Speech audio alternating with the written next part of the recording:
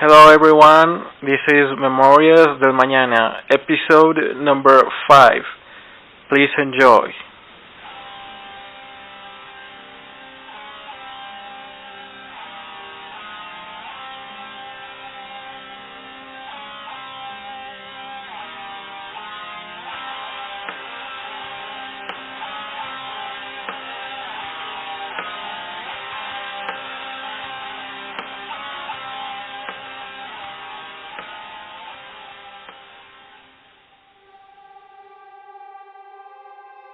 El 27 de noviembre de 1944, durante una tarde nublada, nos encontrábamos sobrevolando la frontera franco-alemana en un Northrop P-61 Black Widow, perteneciente al Escuadrón de Peleadores Nocturnos 415 de la Fuerza Aérea Americana.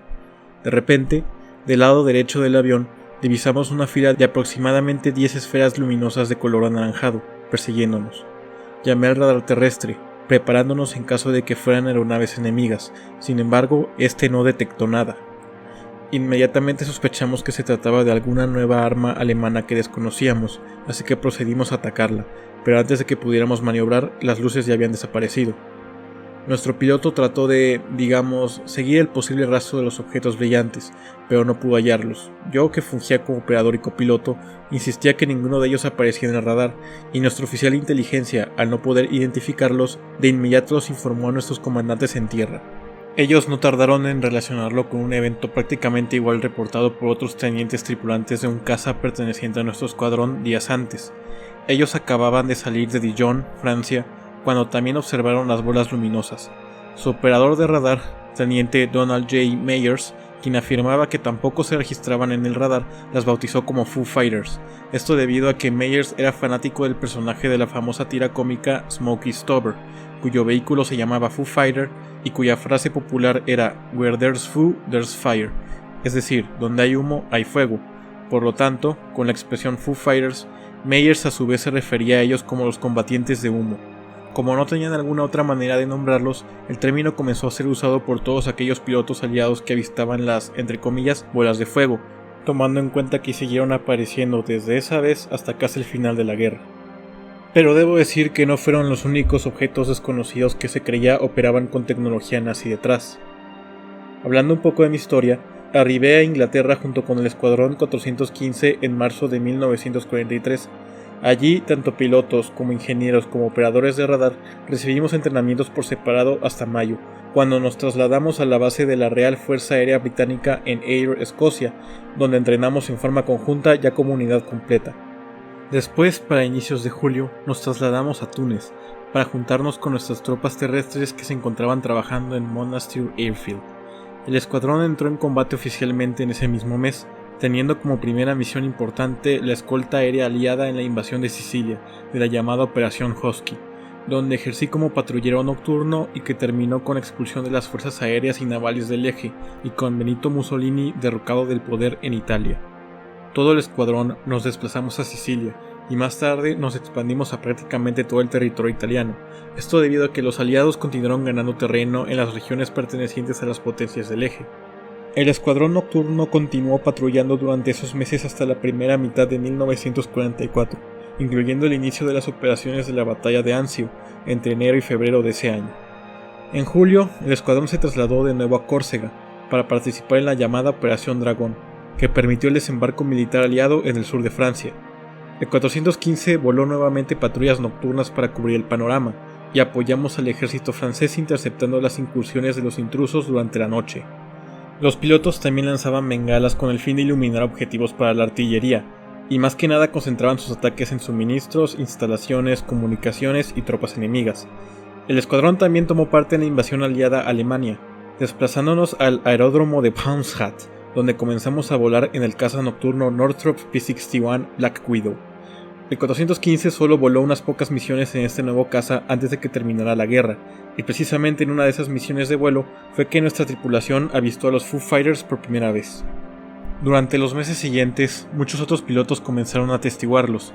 Aunque la descripción de cómo se veían a veces variaba según la versión, lo que siempre fue consistente era que los Foo Fighters parecían estar bajo algún tipo de control inteligente. Maniobraban de manera espectacular, imposibles de derribar, No eran hostiles, es decir, nunca atacaron ni intentaron dañar a los aviones que los avistaron, también aparecían de la nada y a su vez podían desvanecerse en un santiamén. Los reportes no solo provenían de nuestro escuadrón, sino también muchos informes fueron elaborados por miembros de la Octava Fuerza Aérea y la Real Fuerza Aérea Británica. Se buscaba dar explicación del fenómeno de distintas maneras. Una de ellas era que se trataban de globos meteorológicos, otra que se trataban de alucinaciones de los pilotos resultado de la fatiga de batalla o del trauma de misiones anteriores. Incluso se llegó a decir que los Foo Fighters eran en realidad visitantes del espacio exterior. Esta teoría recibió más impulso debido a la conocida fascinación que muchos nazis tenían sobre la astrología, el esoterismo y el ocultismo, entre ellos por supuesto Adolf Hitler. No era secreto para nadie que Hitler estaba obsesionado con tener cualquier poder paranormal que pudiera utilizar en contra de nosotros sus enemigos, como lo demuestra su búsqueda del Santo Grial y la de la lanza con la que atravesaron a Cristo en la cruz, por poner un par de ejemplos. Entonces, por más increíble que suene, no era descabellado pensar que el Tercer Reich, de alguna forma, intentara y consiguiera contactar con seres fuera de este mundo con el objetivo de crear aparatos o artefactos que le permitieran sí o sí ganar esta guerra. En este caso, podían pretender que esos objetos intentaran únicamente sembrar el pánico entre las tropas aliadas. Eso explicaría el por qué, tal cual, no infringían daño. O también podrían creer que en efecto fueran capaces de otorgar una fuerza inteligente y extraordinaria a su pútrida causa. No lo sé, me di cuenta que todas estas posibilidades habían sembrado en mí una intriga que solo lograría apaciguar tomando cartas en el asunto e investigando si los nazis realmente eran capaces de acceder a este tipo de información y tecnología fuera de nuestra comprensión. A estas alturas, la guerra escribía ya sus últimas páginas. Las potencias del eje perdían cada vez más fuerza, por lo que me era permitido, además de servir, realizar mis investigaciones junto con un grupo que había sido formado precisamente por oficiales encargados de descifrar las estrategias nazis y analizar el equipo, las armas y la tecnología que estos desplegaban durante sus ataques.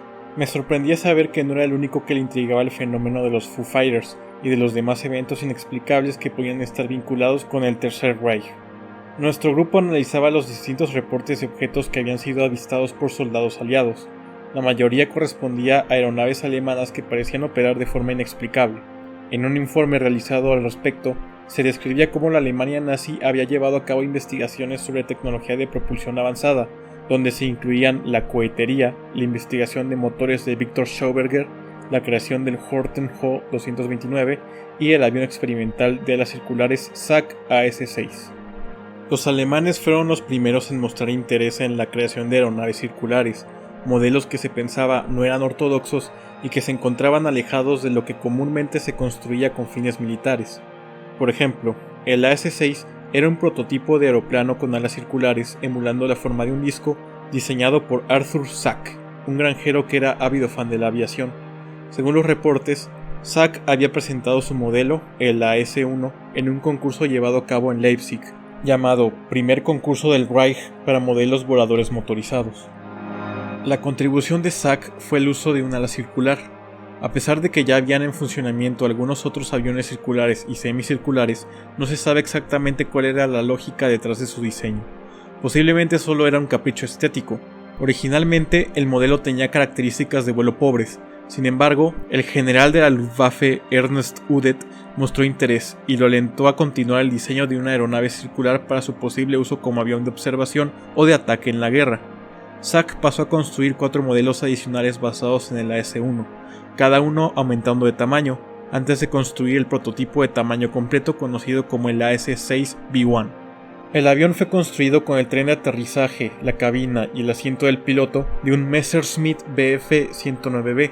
Fue impulsado por un motor Argus AS-10C3 de un Messerschmitt Bf-108 Typhoon y la estructura del ala estaba hecha de AAA. Las pruebas del AS-6B1 comenzaron en febrero del 44, con el piloto Rolf Baltabol en la cabina. Durante las pruebas en pista, se descubrió que la cola necesitaba modificaciones extensas para manejar los 240 caballos de fuerza del motor. Se realizaron como 5 intentos de vuelo en la pista de 1250 metros de la base aérea de Brandis, pero el avión no logró volar. Se habían encontrado defectos en las superficies de control de la aeronave. En su quinto intento, ambos frenos fallaron, lo que resultó en severos daños estructurales. El prototipo fue reparado posteriormente y se hicieron 2 intentos de vuelo más, pero de nuevo no despegaría. Cambiaron a un motor de 2000 caballos de fuerza. También se reubicó el tren de aterrizaje, sin embargo, eso también fue insuficiente. Se informó que el avión había sido equipado con mejores frenos, había tenido más modificaciones en la cola y se habían agregado 70 kilogramos adicionales de lastre metálico. El 16 de abril de 1944, el AS-6B-1 modificado intentó otro vuelo. El avión dio un salto corto, pero una vez más no pudo lograr el vuelo. Los problemas de estabilidad provocaron el colapso de una de las patas del tren de aterrizaje. Después de esto, Baltabol perdió interés en el proyecto, diciéndole a Zack que su AS-6 era peligroso y que detuviera las pruebas de vuelo hasta después de que se pudieran realizar las pruebas del túnel de viento y las modificaciones necesarias. Zack siguió diseñando cambios en secreto, y para el verano del 44 pidió que se le permitiera realizar nuevas pruebas ahora con pilotos más experimentados. Se le fue concedido el permiso. El avión, ahora apodado Bussard, hizo un último intento de vuelo.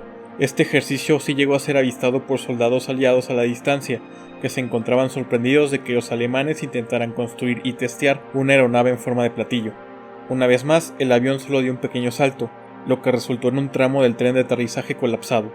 Nuestros soldados informaron sobre este proyecto y del fracaso que resultó la prueba de vuelo. Los oficiales de inteligencia le dieron un corto seguimiento al caso, ya que no pensaban que el diseño de la aeronave les fuera satisfactorio y redituable a los alemanes, y así fue. El AS-6 probablemente fue desguazado poco después. Para cuando nuestras tropas llegaron a Brandis en abril de 1945, no quedaban rastros de la aeronave. Lo que sí quedaban eran los diseños y los reportes realizados por Zack y avalados por la Luftwaffe, que fueron recuperados por nuestros soldados y traídos hacia nosotros. Gracias a ello obtuvimos toda esta información. Debo decir que si bien el Zack AS-6 tal cual no llegó a ser un éxito, no dudo que sirva como un precedente para planear mejor futuros proyectos de aviación militar. Digo, no soy un experto, pero dudo que un diseño totalmente circular en aeronaves pueda ser funcional para el hombre. No sé, el futuro lo dirá. O quién sabe, a lo mejor y el hombre no pueda, pero si existen seres inteligentes en otros mundos, probablemente ellos sean los que viajen en discos voladores. Imagínense eso, y que nos visiten en esas aeronaves con forma de platillo. ¡Wow! Vaya, pero qué cosas estoy diciendo. Puede que ya haya perdido el juicio, por Dios. Pero bueno, prosigamos. A continuación les voy a relatar otra investigación que nuestro equipo realizó respecto a un caso que definitivamente tiene mucho que ver con toda esta teoría sobrenatural. Les presento la historia de Maria Orsic. Maria Orsic nació el 31 de octubre de 1895 en Zagreb. Ella se mudó a Múnich junto con su prometido en 1919, donde seguiría el movimiento nacional alemán que estuvo activo después de la Primera Guerra Mundial, movimiento cuyo objetivo era la unión de todos los pueblos de origen germánico. Ahora, ¿qué tiene que ver una joven profesora de ballet con el ocultismo nazi? Bueno, se dice que todo esto empezó por el año de 1910, cuando María, al parecer, habría descubierto sus poderes. Supuestamente ella podía comunicarse con inteligencias extraterrestres por medio de su mente. Gracias a eso, y apenas llegando a Alemania, terminó contactando y trabajando con la Thule Society. La Thule Society, o Grupo de Estudio para la Antigüedad Germánica, fue un grupo ocultista fundado en Múnich poco después de la Primera Guerra Mundial. La sociedad ganó notoriedad principalmente como la organización que patrocinó el Partido Obrero Alemán, que más tarde fue reorganizado por Hitler para convertirlo en el Partido Nacional Socialista Obrero Alemán, o Partido Nazi. Dentro de la Thule Society, ella conoció a un grupo de chicas similares a ella, jóvenes, bellas, con largas cabelleras y que clamaban poseer poderes mentales. Las largas cabelleras no se trataban de un asunto de vanidad, sino estratégico, ya que, según ellas, dicho cabello era para tener una mejor conexión con el universo, ya que este funcionaría como una antena receptora. Al darse cuenta del potencial que podrían tener juntas sin necesidad de nadie más, todas decidieron irse de Thule y crear su propia sociedad. María, junto con Traute, otra medium y un círculo íntimo de amigas que hicieron en Thule, fundaron la Sociedad Pangermánica para la Metafísica, o también conocida como Vril Society. Una vez formada esta sociedad, decidieron comenzar a explotar sus propios poderes. Durante una sesión, María clamó haber contactado a una raza extraterrestre. Ella aseguraba que el idioma por el que se comunicaron era el sumerio, el idioma de los fundadores de la antigua Babilonia, y que dicha civilización le había dado una serie de instrucciones que terminaron por ser planos para la construcción de una nave espacial. ¡Qué increíble!, ¿no? Al darse cuenta de lo que tenían en su poder, decidieron buscar a científicos nazis y enseñarles los planos. Ellos pudieron construir el primer prototipo de la nave con forma de platillo en 1922, gracias a la ayuda de varios multimillonarios alemanes. La primera prueba de vuelo fue un fracaso total. Una parte de la nave se desintegró y la otra explotó. No obstante, y 3 días después del incidente, María volvió con nueva información, la cual fue estudiada y aprobada por el Dr. Otto Schumann, a cargo del proyecto. Finalmente, en diciembre de 1923, debutó el segundo disco volador y lo hizo en forma exitosa. Voló 55 minutos y alcanzó los 300.000 km por hora. De ahí en más continuaron con la fabricación de nuevos modelos. A finales de noviembre de 1924, María visitó a Rudolf Hess, miembro de la Sociedad Thule, en su apartamento de Múnich, junto con Rudolf von Sebottendorf, el fundador de la sociedad. Sebottendorf quería ponerse en contacto con Dietrich Eckart, que había fallecido el año anterior, quien fuera miembro de la sociedad. Para contactar a Eckart, Sebottendorf, María, Hess y otros miembros de Thule juntaron sus manos alrededor de una mesa cubierta con tela negra. Hess comenzó a sentirse incómodo al ver cómo María entraba en trance y las órbitas de sus ojos se movían hacia atrás. En cambio, Sebottendorf se sintió satisfecho al ver cómo la voz de Eckart comenzaba a emerger de los labios de la medium. Pero sucedió algo inesperado. Eckart anunció que alguien o algo lo estaba obligando a dejar espacio para que otra voz se manifestara a través de la medium con un mensaje importante. La voz de Eckart desapareció para dar lugar a una voz inquietante y desagradable que se identificó como los Sumi, habitantes de un mundo lejano que orbita la estrella Aldebarán en la constelación que ustedes llaman Tauro. Supuestamente, según la extraña voz, los Sumi eran una raza humanoide que había colonizado la Tierra hace 500 millones de años.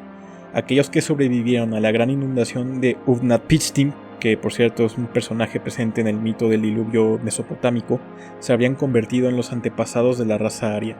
Sebottendorf, escéptico ante tal información, exigió pruebas. Mientras María todavía estaba en trance, garabateó una serie de líneas en las que se podían ver algunos personajes sumerios. En diciembre de 1943, María y Sigrun, que es otra medium, asistieron a una reunión organizada por la Sociedad Vril a la orilla del mar en Kolberg. Supuestamente, el principal objetivo de esta reunión era debatir el proyecto Aldebarán. Los médiums de la Sociedad Vril habían recibido información telepática sobre planetas habitables alrededor de Aldebarán y planearon viajar allí. Aparentemente, este proyecto fue discutido nuevamente el 22 de enero de 1944, en una reunión entre Hitler, Heinrich Himmler, el Dr. Schumann y Kunkel de la Sociedad Vril. Se decidió que un prototipo llamado Vril 7 Jaga sería enviado a través de un supuesto canal dimensional fuera de la velocidad de la luz en dirección a Aldebarán. Supuestamente, la primera prueba en este canal dimensional tuvo lugar a finales de 1944. Lo que se rumora es que la prueba casi terminó en desgracia, y por eso todo este proyecto fue descontinuado y no se supo mucho más al respecto. No puedo concluir bien este caso por falta de información completa, pero siento que valía la pena comentarlo. En 1945 se dice que María y su sociedad se enteraron del resultado de la guerra gracias a mensajes extraterrestres. El jueves 15 de marzo de ese año, María se reunió con el Dr. Schumann por última vez. Este le entregó un paquete con todos los documentos y planos de los ovnis alemanes y se despidieron. 3 días después, María y su grupo Vril fueron a los hangares de Múnich para tomar posesión de uno de los platillos y salieron con rumbo desconocido. Nunca fueron encontrados. Actualmente su paradero es toda una incógnita. Algunos dicen que se fueron a Argentina y ahí continúan con su sociedad, pero nada está confirmado. El asunto es que desaparecieron por completo. ¿Qué opinan ustedes? ¿Creen que en este momento se encuentren en Sudamérica? ¿Creen que hayan logrado huir a Aldebarán? ¿O creen que simplemente los nazis están zafados del cerebro? Ustedes pueden elegir la opción que quieran, pero si me preguntan a mí, yo me decanto por la tercera. Pero bueno, es lo que pienso y es lo que seguiré pensando por el resto de mi vida, señores y señores. Sigamos. Existen nombres clave de otros proyectos que la Alemania nazi supuestamente estaba llevando a cabo durante la Gran Guerra. Según los reportes, algunos de ellos eran Andrómeda Gerät o aparato Andrómeda, que al parecer se trataba de una nave en forma de cigarro desarrollada en una base secreta en Antártida, el Jaunebu, que en su puesto era otra aeronave circular con una esvástica grabada, Die Glocke, que teóricamente era un artefacto en forma de campana que intentaba anular la gravedad, y también está el Fireball, un proyecto cuya finalidad era inventar aparatos increíbles capaces de interferir el funcionamiento de un motor a 30 metros de distancia.